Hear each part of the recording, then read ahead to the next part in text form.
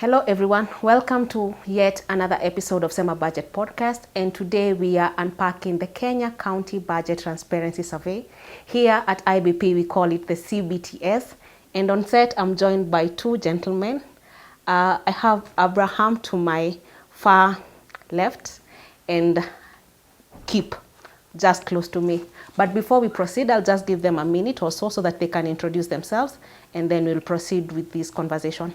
Thank you very much, Irene. So my name is Abraham Uchin, and I work at the International Budget Partnership Kenya as a program officer, leading the work on advocacy and outreach. My name is Kip Piekon, and also I work with Abraham Uchin at the International Budget Partnership Kenya, and I lead the work on county budget transparency survey, but my role also extends to research and analysis. Thanks a lot for actually joining us on set today. And as we say, we are here to unpack the County Budget Transparency Survey. I know we call it here CBTS, which sounds like a shorter term, but just for somebody who's hearing this for the first time, Abraham, maybe you would help us unpack why do we do the County Budget Transparency Survey, and where did it actually start from? The CBTS, as we call it, has a great history in the books of IBP Kenya, and I think, as people say, if we are to have a book about IBP Kenya, CBTS would probably have the longest chapter yet up to this far that we have come. So CBTS, what really informed the County Budget Transparency Survey was partly the need to have information. So at IBP, we work towards ensuring citizens have information, and that this information, they're able to use it to inform decisions that government is taking through the budgets. So we realized that even as citizens, the more capacity citizens had to engage with budgets, there was a lack of information. So we expect people to engage, but there's really no information for them to use to engage with their governments. So because of that gap, it was necessary to start requesting for this information from the relevant government authorities to enable citizens be able to engage properly. So this started in 2015, where the survey was being done at a much lower scale in terms of just focusing on the availability of budget documents.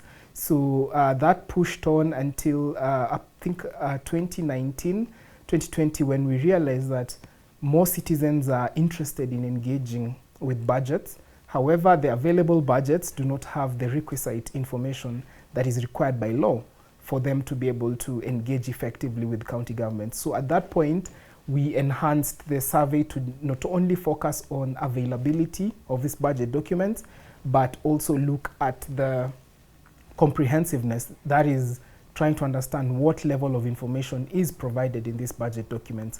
First, is it sufficient?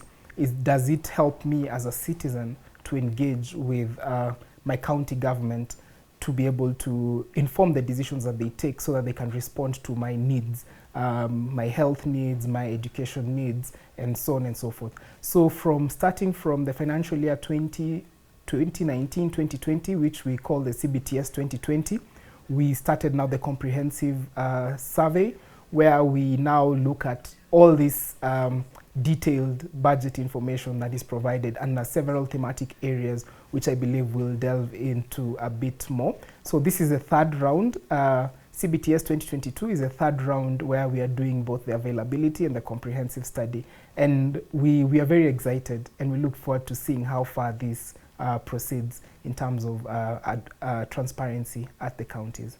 Thanks a lot. You mentioned the two components of the County Budget Transparency Survey, and that's the availability component and the comprehensive component.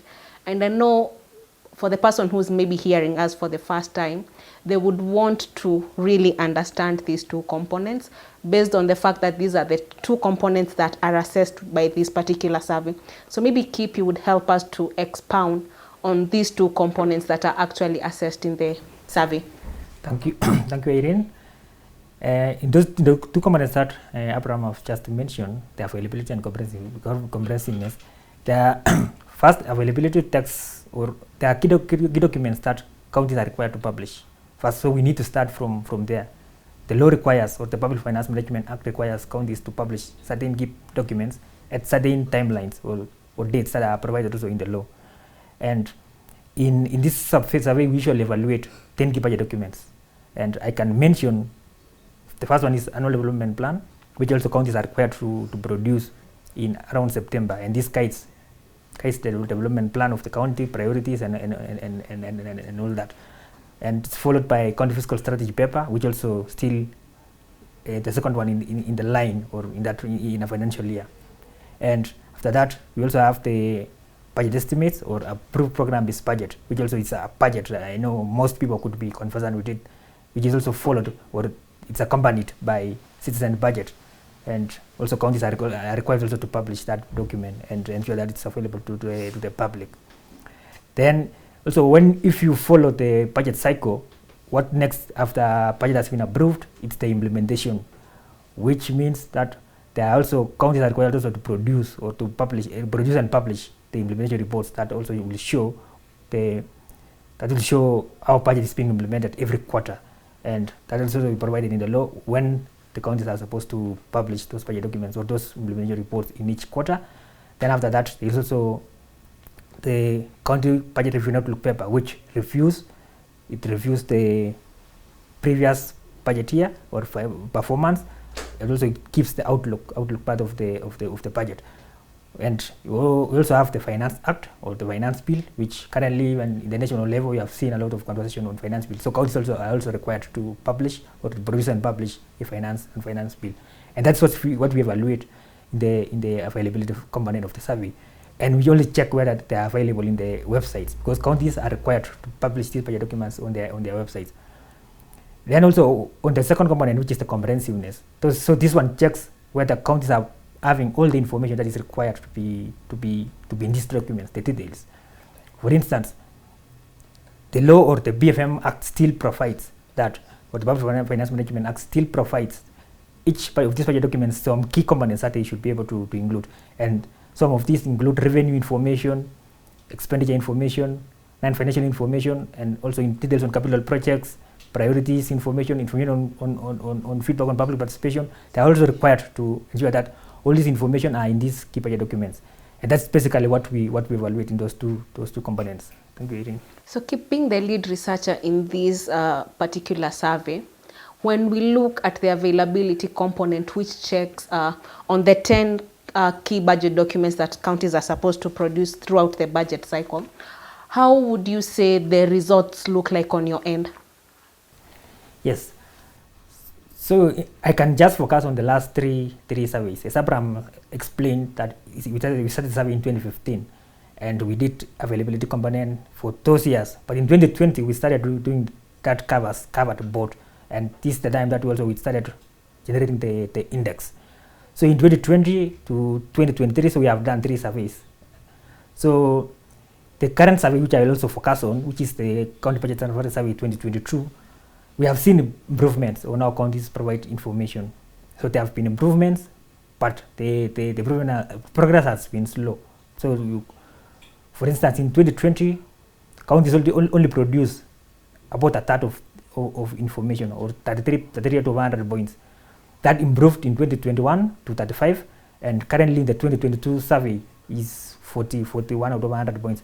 So you can see that there have been progress, and even counties more counties are improving in that case. For instance, in the 2022 survey, when you compare with the 2021, find there were 33 counties that at least improve when you compare to the previous survey. And still in the same case, also key budget documents that counties are publishing are also increasing, but most of the implementation reports are still not publicly available. For instance, the 40 counties published their annual development plans, or we found that in the current survey there were 40 counties that published their annual development plans.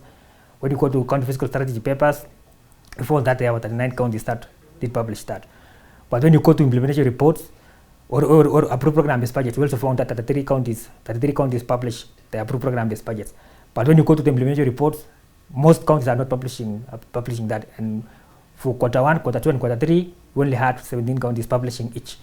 But for quarter 4, which was the least published, was published only by 8 counties, which is still a challenge.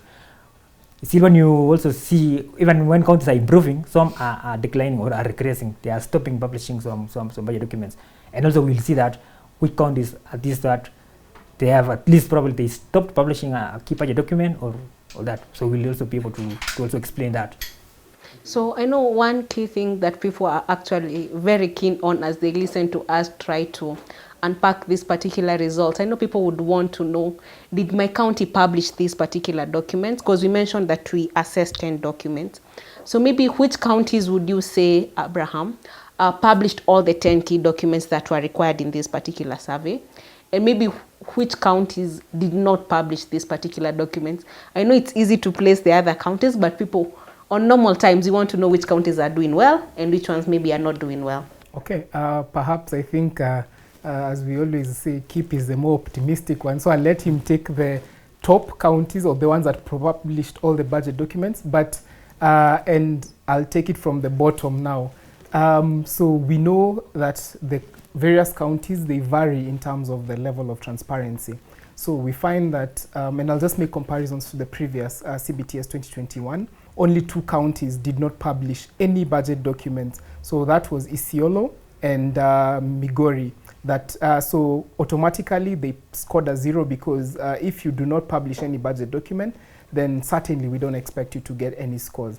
But going to the CBTS 2022, in as much as Kip has mentioned that yes, we had several counties, actually the overall score improving and more counties being more transparent, we had 2 more counties that jumped back into the 0 score. So we have currently 4 counties that are within the 0 mark. So it means they did not publish any budget document. But the interesting thing is that we know that these counties received money from the exchequer, and therefore it means that these budget documents must be there, must be somewhere, because for them to actually receive that money, then they need to get approvals from the controller of budget, and the requirement is that certain documents must be in place for them to receive. So it's the question we ask ourselves, is it just a case of we produce but we do not want to publish them?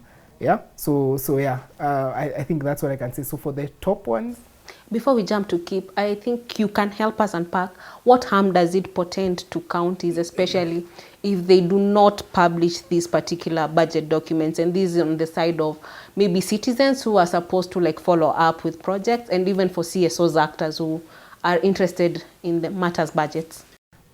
That's a good question, Irene, because governments are elected to respond to the needs of to respond to the needs of the citizens, right? So we pay taxes and we expect the government to respond by providing certain services. So looking at the counties, health is a really big component of what they are supposed to provide, among other services.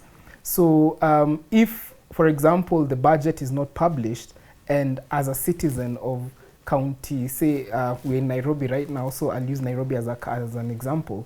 So if the county government of Nairobi does not publish this budget document, then I find it very difficult to be able to even engage and see, based on certain promises that the governor had made, I'm not able to know which promises these are because they are not documented.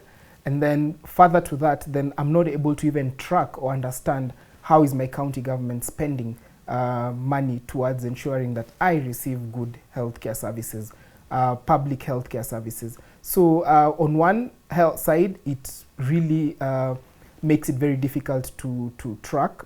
But also on the other side, if you think about people who, say, look at investors who may want to come and invest in your county, if there's absolutely no information, then people would be really hesitant to just think about how do I even engage with this particular county.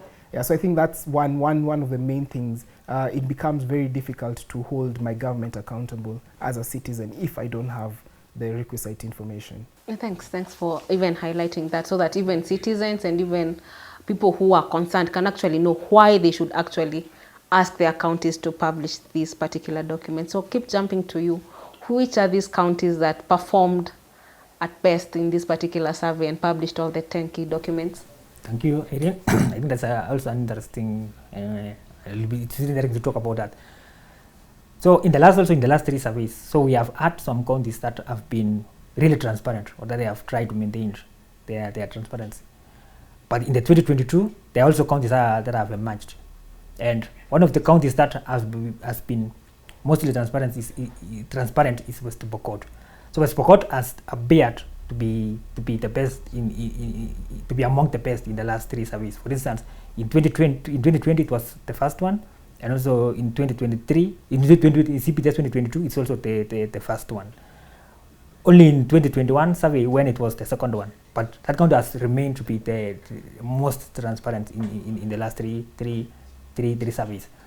Also, there are other counties that have also emerged, or that have also remained also transparent. For instance, Nyeri and also Samburu, they have tried to maintain, or they have tried to be somewhere at the top by publishing more than 60 out of 100 of information consistent in the last three surveys.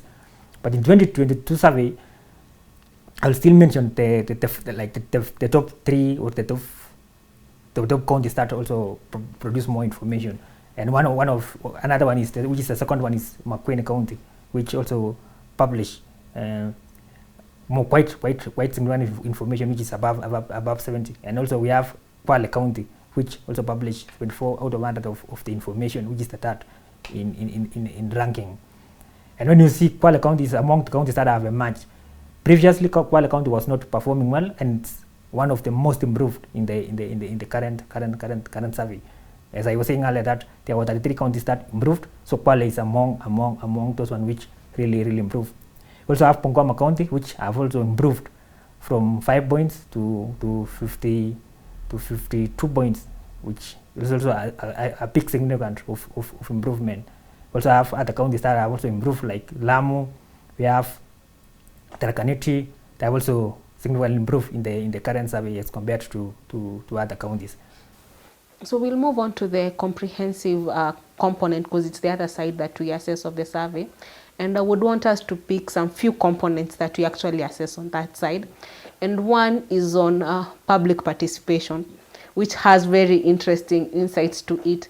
So maybe when, I think it has been also controversial based on the fact that counties do not know what we assess on public participation. So maybe you would help us shed light on that, so that even as we check the report, we know what does it mean when we say that a county scored 0 on public participation. Thank you, Irene. So public participation also falls under the comprehensiveness side of the survey. As we had said earlier, that we assess revenue, information on priorities, information on personnel details, and other information. Also, public participation is one of the key components that also we assess in this side of the survey, which is the comprehensiveness. And specifically we assess feedback on public participation. What kind of feedback to government or to counties provide back to the public? For example, we expect after public participation has been done, then government should be able to give back or provide the inputs that came from the public and capture that such information in the budget document, like the final budget document, and also give the decision that was informed as a result of that public participation. Because remember here, citizens want to have that impact. What kind of priorities were taken up as a result of that public participation that it was conducted? And the survey usually evaluates in approved program-based budgets, county fiscal strategy papers, and annual development plans. That's the 3 key budget documents that we assess the information on public participation. And generally, if counties are able to capture that information at the end of their budget documents, for instance, the input from public, they can be able to capture that at the end, like annex, or even provide the public participation reports, which we know they have, or they contain such information. And this will also give public such information to know that these are the priorities that that government has taken, and we are able to, they'll be able to monitor, or they'll be able to follow such priorities, especially the poor and marginalized, because we know it's requirement that public are supposed to be involved in any kind of decisions that government is taking, especially that involve finances or that involve their public funds. They want to see where their funds are going, and the only way is through this feedback, which they are able to see the kind of priorities that they'll be able to follow up in the coming year when they are being implemented. I know we've mentioned about public participation as being one of the areas where we are seeing gaps. So maybe we can move on and just highlight other gaps that we continue to see in this particular survey. So maybe Abraham, you can help us unpack other gaps that we see in these particular results. Thanks, Irene. So in addition to that, I think one of the major gaps that we've seen over the years, and I think making reference to the last three surveys, is report information, particularly around in budget implementation. So a lot of organizations and a lot of citizens would actually engage with budget processes, mostly at the formulation and at the approval stage. And then once your priorities or what you seek to achieve is captured in the approved budget, then we sit back and relax and say, oh yes, it was captured, so let's have the government implement this budget, and I'll wait for the Auditor General to come and tell us whether or not they actually implemented. But over time and through research that IBP Kenya has been conducting, we established that implementation stage of the budget is one of the biggest places where there are changes that really happen to the budget. And through either supplementary budgets, which is the main one, and through that, there's lots of changes that happen that perhaps affect the priorities that were approved. And therefore, we established that implementation is a critical component of what we do. So we want to track implementation of budgets as from the day one, from the first day of the financial year to the end of the financial year. So seeing that implementation reports are the least published budget documents, and in terms of even, I think, just the number over the 3 years, the number of budget implementation reports that have been published has been the least across the different surveys. And that brings a challenge because we know that the control of budget provides these quarterly implementation reports after every quarter, but the challenge is that this information must have originated from somewhere, which means that the county governments are producing this information, but they just do not publish it.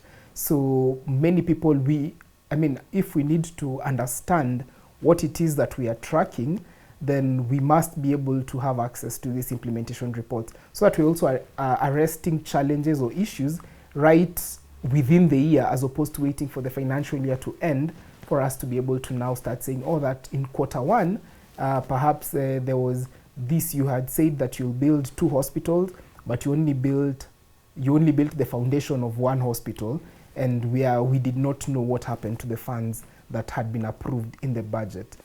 I think that affirms something that we say, that as citizens, we should be involved in the entire budget cycle. So you're involved in the formulation stage, in the approval stage, implementation, and even as they approve, so that just to make sure that whatever inputs that you give have actually gone through the budget cycle.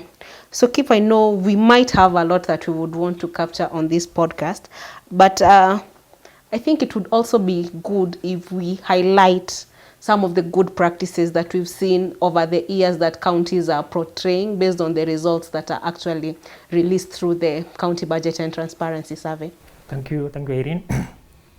So I'll start with public participation, which I had said earlier that it has been improving. So we have 10 out of 100 points of public information being published, and that has been improving by 2 points in the last 3 subsequent surveys. And we have also seen good practices in this sense. For instance, Baringo County, which published or which provided like the most information on public participation, had a section where it tries to capture what public the inputs that came from the public or certain CSOs, and that also could inform or could be another good practice that counties should be able to embrace. But also when you see some other counties that have improved their websites, for instance, we have Nakuru County, which have revamped their website, and right now you're able to access key budget documents in clear dedicated folders. Still, Baringo County has also had the same. You can be able to see even previous implementation reports are publicly available. For instance, dated back, and which is according that we expect also counties to be embracing and showing public such information. But also, it's also required that when counties publish these budget documents, they should be able to publicize ensure that public are aware that this budget documents has been published for them to be able to utilize. And majorly, it's also required that these budget documents are produced on time so that citizens are able to also engage or influence the decision, which Abraham has explained on various stages. Especially, it's required to be available on time, on at the right time, that they can be able to do that. Various actors play different roles in ensuring that the information we receive is actually adequate and is what the public want to give. So I would actually want us to do some particular call to actions to specific offices. So we have counties that are actually in the place where they are supposed to publish and publicize these documents. So maybe what would be your call to action, Abraham, to counties as even they look to, because this is not the last survey we are doing, we'll still continue doing this survey. So what are some of the things that counties can adopt in ensuring that they publicly publish these particular budget documents? Yeah, that's quite something that we push for. And sometimes, and I'll start with something that we always hear people say, that once people have knowledge or the information, then they make it very difficult for the people or the governors to govern. Therefore, some might feel like if the citizens have this information, then it will become very difficult for them to run their counties. But on the flip side, we actually believe that once citizens have this information, one, it just increases their confidence that my county is open for me to really understand what it is that they seek to achieve and how they seek to achieve it. And therefore, putting out these budget documents enables me to be able to engage with my county government for the greater good of the county. And therefore, just a call to the county governments to ensure that all these budget documents are published for their own good. Because first of all, it's a requirement by law, but secondly, it's also just a vote of confidence that my county is indeed moving in the right direction towards publishing these particular budget documents. And on the flip side, it might also not necessarily translate to that if you publish all these budget documents, then it means you'll implement according to how you've done it. For us, it's more of just laying everything on the table for us as citizens to be able to engage you on certain promises that you have made as a county. So part of the push we see is from a civil society, and they actually push government to produce these documents so that it can enable them to participate. So maybe what would you say to the CSOs as they continue to even push their counties to publish these documents? Thank you, Irene. I'll also add to what Abraham said to push to government before I go to the CSOs. So also we have also noted gaps in this survey, especially on non-financial information, which are supposed to be provided in implementation reports. I would also urge governments to ensure that in the implementation reports they should be able to publish both financial and non-financial information, and also publish the public procurement reports, which also will be able to guide that. Also, there is also issue of access to information, which it will be a push from both CSOs and also the government to ensure that they have access to information, key point person who will respond to the requests that come from public, but also they are responsible for publishing this information whenever it reaches time that or the dates that are required to be published.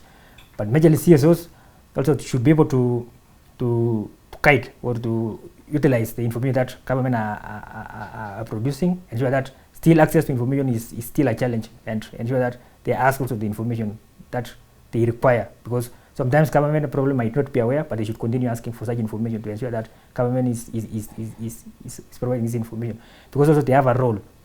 Assembly also has a role, but also citizens have a role in ensuring that there is oversight, monitoring of the budget, ensure that those projects that or the funds that have been allocated towards projects are well implemented.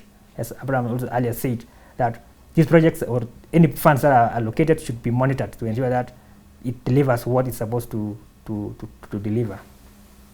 I know Keith might have mentioned it, but part of the reasons we continue to push for the publishing of these particular budget documents is that it empowers citizens to be able to engage with these particular budget processes. And the push continues. So for citizens who are out there and maybe they are wondering, why should I be concerned with budget documents. So maybe what would you say to them that would actually sparkle them to start engaging with this particular process?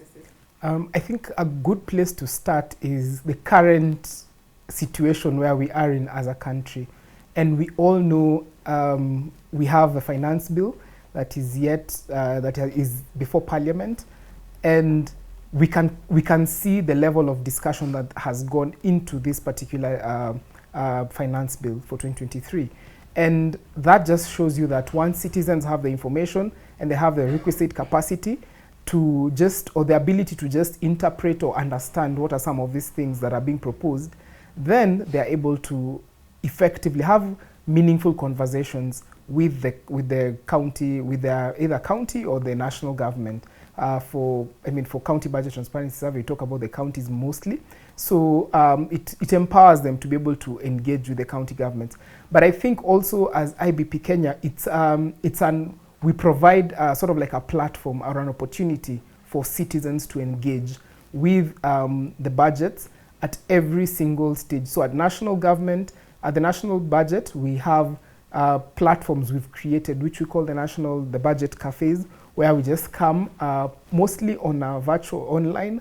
We just speak about budgets and certain decisions. So like the latest we had, which was on May 16th, was on the budget estimates. So we want to interrogate this budget estimates and see what is proposed and what do they respond to the needs of the citizens. So we need to also keep engaging. And if perhaps you're interested in joining this conversation, you can just send us an email on info@internationalbudget.org, and we'll be able to add you to our database and include you in all these conversations, because these are largely public forums where anyone and everyone can just come in to have conversations on budgets. Thanks a lot, Abraham and Kip, for joining us for this particular conversation. And as we say here at IBP, every day is a budget day and every person is a budget person. So for this particular document that we are actually unpacking, the report is actually published on the International Budget Partnership website. So you can download it and just have a grasp of the things that we are talking about, so that even for you can know how you can engage with your county governments, how you can actually be involved in budget processes, and how you can sustain some of these conversations that we continue to push for. So I think that marks the end for this particular episode. So until the next time, bye-bye.